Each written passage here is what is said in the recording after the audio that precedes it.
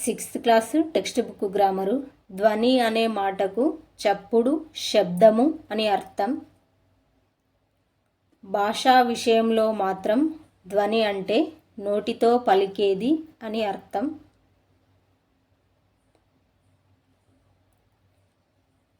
భాషా ధ్వనులకు చెందిన అక్షరపు గుర్తుల పట్టికను వర్ణమాల లేదా అక్షరమాల అని అంటారు. వర్ణమాలలో ఆ నుంచి ఔ వరకు గల అక్షరాలను అచ్చులు అంటారు.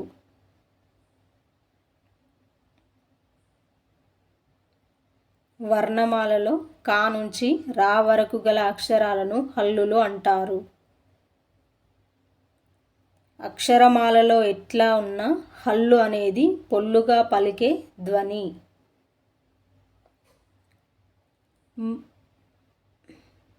ము, ఆ అనే ధ్వనులు మా అయ్యింది. మొదటిది హల్లు, రెండవది అచ్చు. కొన్ని అక్షరాల్లో రెండేసి కానీ మూడేసి కానీ హల్లులు కలిసి ఉండవచ్చు. ఇవి 3 రకాలు. 1 ద్విత్వాక్షరం, 2 సంయుక్తాక్షరం, 3 సంశ్లేషాక్షరం. ద్విత్వాక్షరం ఒక హల్లుకు అదే హల్లుకు చెందిన ఒత్తు చేరితే దానిని ద్విత్వాక్షరం అంటారు. ఉదాహరణకి ఖ, ఖ ప్లస్ ఖ ప్లస్ ఆ, ఖ. ఇక్కడ కకారం 2 సార్లు వచ్చింది.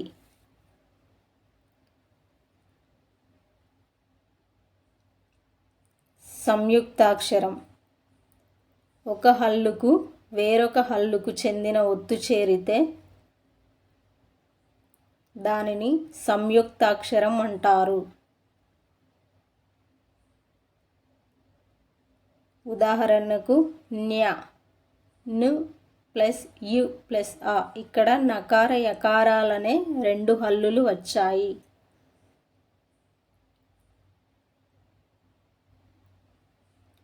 సంశ్లేషాక్షరం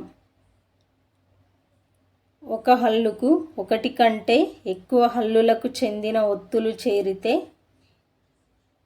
దానిని సంశ్లేషాక్షరం అంటారు. ఉదాహరణకు క్ష్మి, కు ప్లస్ షు ప్లస్ ము ప్లస్ ఈ. ఇక్కడ కకార షకార మకారాలనే 3 హల్లులు 3 కలిశాయి. వర్గాక్షరాలు కా నుండి మా వరకు ఉన్న అక్షరాలను 5 వర్గాలుగా విభజించారు. అవి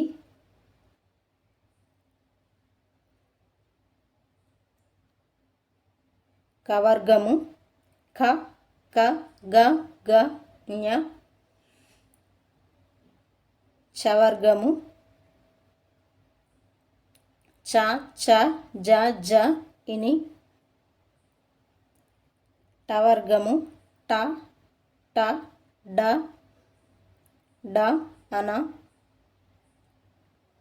తవర్గము త, త, ద, ద, న. పవర్గము ప, ప, బ, బ, మ. తెలుగు భాషలోని వర్ణాలను 3 విధాలుగా విభజించారు. అవి 1 అచ్చులు, 2 హల్లులు, 3 ఉభయాక్షరాలు. అచ్చులు ఆ, ఆ, ఈ, ఈ, ఉ, ఊ, రు, రు, ఏ, ఏ, ఐ, ఓ, ఓ, ఔ. ఈ అచ్చులు హ్రస్వాలు, దీర్ఘాలు అని 2 విధాలు. హ్రస్వాలు ఒక మాత్రా కాలంలో ఉచ్చరించే అచ్చులను హ్రస్వాలు అంటారు. అవి ఆ, ఈ, ఉ, రు, ఏ, ఓ. దీర్ఘాలు రెండు మాత్రల కాలంలో ఉచ్చరించే అచ్చులను దీర్ఘాలు అంటారు. అవి ఆ, ఈ, ఊ, రు, ఏ, ఐ, ఓ, ఔ. మాత్ర అంటే కనురెప్పపాటు కాలం. హల్లులు క, ఖ, గ, ఘ, ఞ, చ, ఛ, ఛ, జ, ఝ, ఝ, ఇని, ట, ట, డ, ఢ, అన, త, త, ద, ద, న, ప, ప, బ, బ, మ, య, ర, ల, వ, షే, ష, స, హ, అల. ఉచ్చారణ విధానాన్ని బట్టి హల్లులను ఈ కింది విధాలుగా చేశారు.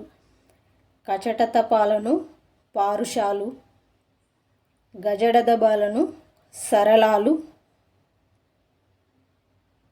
పారుషాలు సరళాలను అల్ప ప్రాణాలు అని కూడా అంటారు.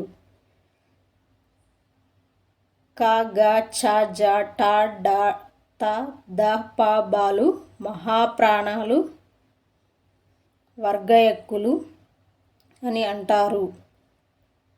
ఞ, ఇని, అన, న, మాలను అనునాసికాలు అని,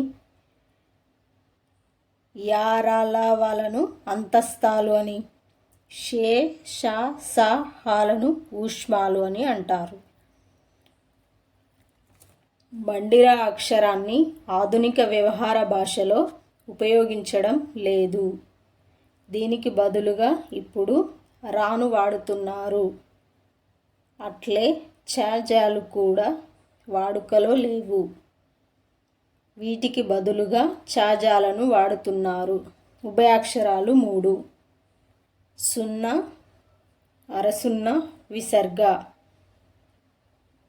ఈ మూడింటిని అచ్చులతోనూ హల్లులతోనూ ఉపయోగించడం వల్ల వీటిని ఉభయాక్షరాలు అని వ్యవహరిస్తారు.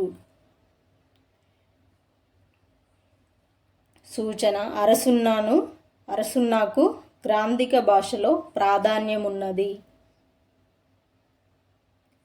విసర్గ సంస్కృత పదాలకు మాత్రమే చేరుతుంది. స్త్రీవాచక శబ్దాలన్నీ స్త్రీలింగ పదాలు. ఉదాహరణకు గీత, లత. పురుషవాచక శబ్దాలన్నీ పురుషలింగ పదాలు అంటారు. ఉదాహరణకి ప్రదీప్, సందీప్, నాన్న. మానవ సంబంధం కాని అనగా వస్తు, పక్షి, జంతువాచక శబ్దాలను నపుంసక పదాలు అంటారు. ఎగ్జాంపుల్: పిల్లి, ఎలుక, చెట్టు, కుందేలు. విభక్తి ప్రత్యయాలు పదాల మధ్య అర్థ సంబంధాన్ని ఏర్పరచడానికి ఉపయోగించే వాటిని విభక్తి ప్రత్యయాలు అంటారు. ప్రత్యయాలు, విభక్తులు. డు, ము, ఊలు ప్రథమా విభక్తి. నిన్, నున్, లన్ కూర్చి, గురించి ద్వితీయా విభక్తి. చేతన్, చే, తోడన్, తో తృతీయా విభక్తి. కొరకున్, కై కోసం చతుర్థీ విభక్తి. వలన్ కంటే పట్టి పంచమీ విభక్తి. కిన్, కున్ యొక్క లోన్ లోపలన్ షష్ఠీ విభక్తి. అందున్, నన్ సప్తమీ విభక్తి. ఓ, ఓరి, ఓయి, ఓసి సంబోధన ప్రథమా విభక్తి. అవ్యయం లింగ వచన విభక్తులు లేని పదాలు అవ్యయాలు. ఉదాహరణకి ఆహా, అట్లా, శబాష్, అయితే, అమ్మో. సమాసం అర్థవంతమైన రెండు పదాలు కలిసి కొత్త పదంగా ఏర్పడటాన్నే సమాసం అంటారు.